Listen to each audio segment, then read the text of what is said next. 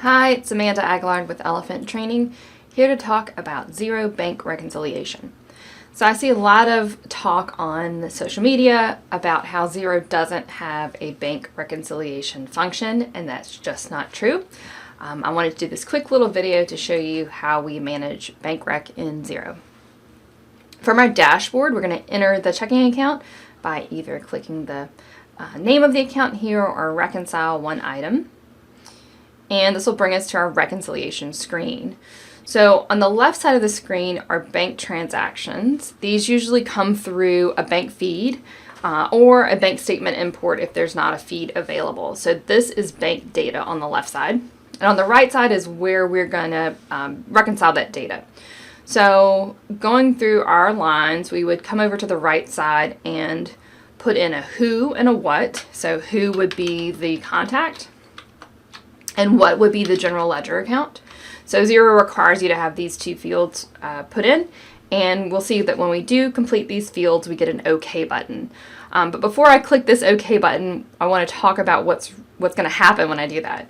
So on the right side, we are creating what Xero calls a spend money transaction. And a spend money transaction is basically a journal entry against a bank or credit card account. So spend money means that we're going to be debiting the general ledger account, usually an expense account, and crediting the bank account. So when that is done, Xero on the back end is creating a journal entry against the bank account. But what's also happening when we click this OK button is that Xero is matching or reconciling the bank line to that journal entry and showing that it's been matched up. So by matching up the bank line to the coding, Xero's doing part of a bank reconciliation. I know in other platforms this side of it is done at the end of the month as a separate process, but in Xero, the reconciling or the matching or putting together, linking the bank transaction to the journal entry side, that happens as you're doing the coding. So I'm going to go ahead and click OK, and we'll see that we're done.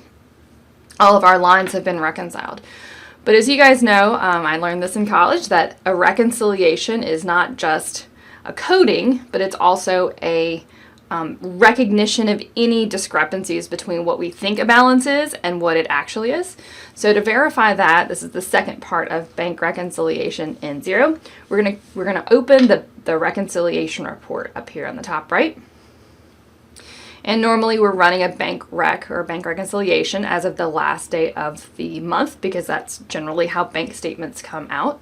So I'll go ahead and update it.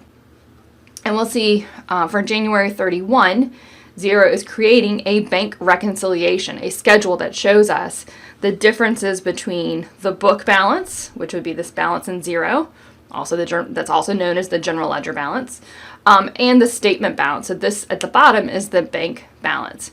So in any normal bank reconciliation, there are going to be differences between the general ledger and the bank. In our case, we have an outstanding payment or a check that hasn't cleared the bank for $352. So that's one of the reconciling items. And then we also have an outstanding receipt. So this is a deposit in transit. So that's also affecting our statement balance. So what we need to do is make sure that the statement balance of $1693.77 is the balance that the bank is telling us it is at the end of the month. And if it is, you're done with your bank reconciliation. Again, it's not a separate process in Xero. It is really done on a daily basis. Hope that helps. I appreciate it. Thanks. Reach out with any questions.